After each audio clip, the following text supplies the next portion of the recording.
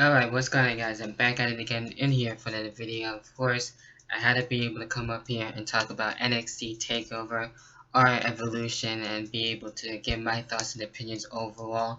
And with all honesty, from top to bottom, basically, it was actually a really great show, and nothing really to say bad about it at all whatsoever. And it really put me in actually an awesome mood, and it definitely felt like Christmas in some ways, if you will. And like Christmas came early, but that's about it when it comes to that on how I truly feel about it. But as you can see from my reactions, but overall too, just gonna get into with the matches and everything like that.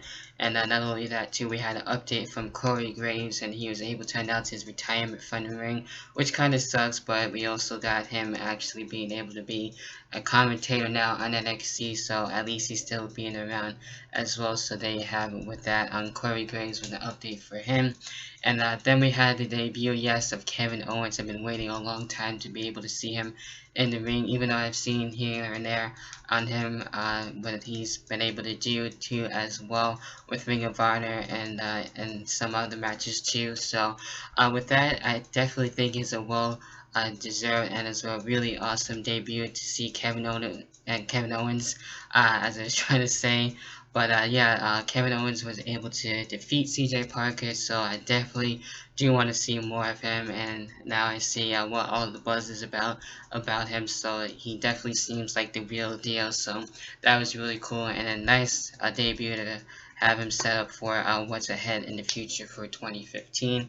Then we had the NXT Tag Team titles, which were on the line between the Lucha Dragons and as well the Vaudevillains. This was a good match. We had the Lucha Dragons. They were able to retain against Vaudevillains, so we'll see what happens with the Lucha Dragons and who will be able to step up to the plate. I'm sure this rivalry will probably continue, so there you have it with that. Then we had Baron Corbin, and he was able to have his match basically within 30 seconds and be able to have a win and still look like a badass. So it was actually cool to actually have a Twitter interaction with him not too long ago, basically favoring my tweet, which is cool. So always really cool to have someone like that and do something like that on Twitter. So having that interaction is always awesome. Then we had Hideo Itami and as well Finn Balor taking on the Ascension. Really great match here. I really love Finn Balor's actual mask, not really mask, but you know, the face paint, if you will, which kind of looks like a mask too at the same time. His entrance was definitely phenomenal and something to look forward for, and I think it will be happening a lot more too once he makes his way to the ring and everything like that. So Hideo Itami and as well Finn Balor were able to get the win over the Ascension. The Ascension actually felt a little scared and everything, and saw basically kind of fear in our eyes a little bit too, especially with Finn Balor and his cool and unique look, which I really like and thought was really dope. So there you have it with that. Then we had the NXT Women's Championship on the line between Charlotte and as well Sasha Banks, which I thought was great too. And as I mentioned on Twitter, that I thought Charlotte did North Carolina proud. It was really cool to see the girl from the Queen City, Charlotte, definitely one of my favorites too as well so far in NXT, and I see nothing but great things coming out of her. And it's actually in the way of a little bit of a shock that she was able to retain, so it was a nice surprise being able to see that as well for that one as well.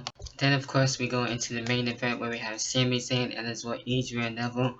Really great match, and I really enjoyed the storytelling too as well between both of these guys, and it really just definitely showed how much Sami Zayn really wanted the NXT Championship, and how at times I almost thought he was going to lose, and it was really the edge of my seat type of action here between these two, and those two really pulled it all and did their all basically, and it was very emotional I thought, and with Sami Zayn actually defeating Adrian Neville, really feel good moment, and definitely really happy that Sami Zayn was able to get the win over Adrian Neville, and seeing the entire locker room and as well with the support from the fans was really cool. It actually had support for Adrian Neville too as well, being able to shake hands and everything, and that's something you don't really see too often, so that was really cool. And then in the end we had Kevin Owens again, also who was also out there too as well supporting Sami Zayn, so we thought actually in the end attacking Sami Zayn, so it looks like there is a potential feud between those two for the NXT Championship down the line, so definitely something to look forward for in 2015. So yeah, overall definitely a great show. If you haven't checked it out, definitely check it out on the network, and I do highly recommend it.